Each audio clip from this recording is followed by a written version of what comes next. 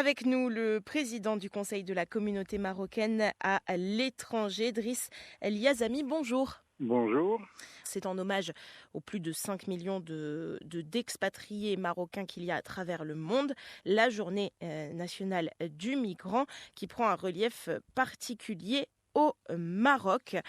Première question, Driss El Yazami, vous présidez le Conseil de la communauté marocaine à l'étranger. Peut-être vous pouvez nous expliquer en 2 mots, c'est quoi ce conseil?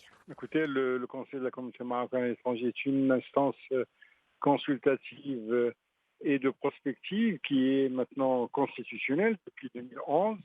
Elle a pour objectif principal de suivre les politiques publiques marocaines et d'émettre des avis consultatifs afin d'améliorer les relations entre le Maroc et sa diaspora et les politiques publiques marocaines en direction de cette population.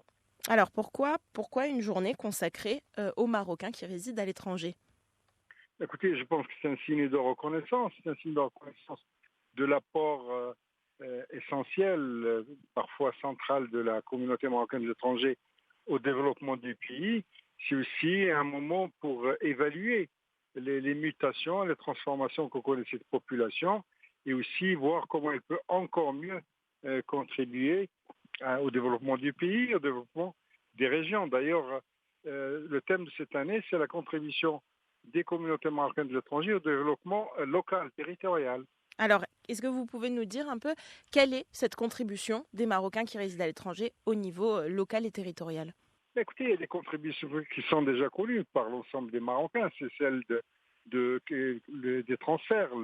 Les transferts apportent aux familles des migrants marocains un concours essentiel sur le plan de la consommation, mais surtout sur le plan de l'accès à la santé, de l'accès à la scolarité dans les zones pauvres reculées.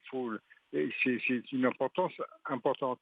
L'autre contribution, c'est celle des associations au développement local. Nous avons maintenant depuis plusieurs décennies des associations qui se créent au sein des communautés marocaines étrangères et qui mobilisent des moyens, des ressources financières, mais aussi des ressources humaines au profit du développement dans les communautés locales. Construction de routes, construction d'écoles, parfois, si vous voulez, des équipements culturels, et donc électrification, activité économique.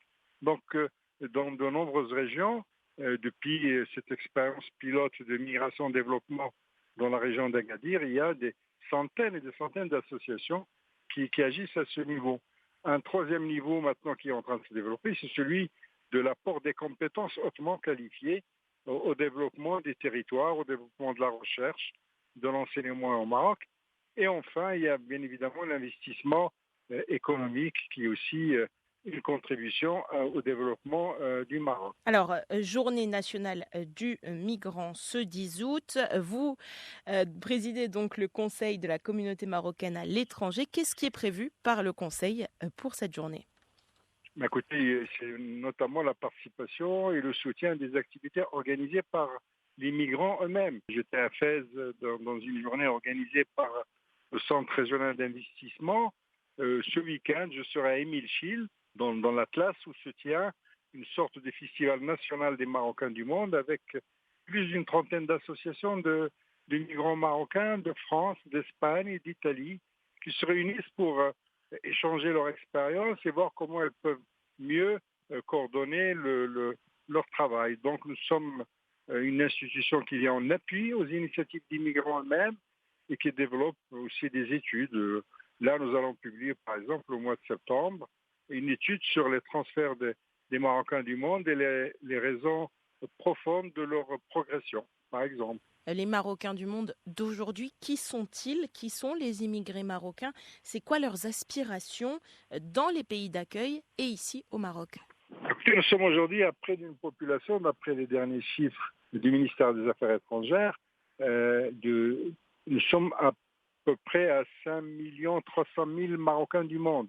Il s'agit des Marocains et des Marocaines du monde inscrits dans les consulats. C'est une population donc, qui n'arrête d'augmenter. C'est une population qui se féminise. Plus de 50% des Marocains du monde aujourd'hui sont des Marocaines, des femmes donc. C'est une population dont le niveau socioculturel se développe. Nous sommes à près de 20% de Marocains du monde qui sont bac+6. C'est une population qui vieillit, en partie, les premières générations, et en même temps qui se rajeunit, avec des générations qui sont nées et qui sont socialisées dans les pays de résidence. C'est une population assez dynamique en termes d'intégration, intégration économique, politique, mais une partie subit aussi, disons, des logiques de discrimination, comme on vient de le voir récemment concernant les jeunes enfants d'immigrés en France.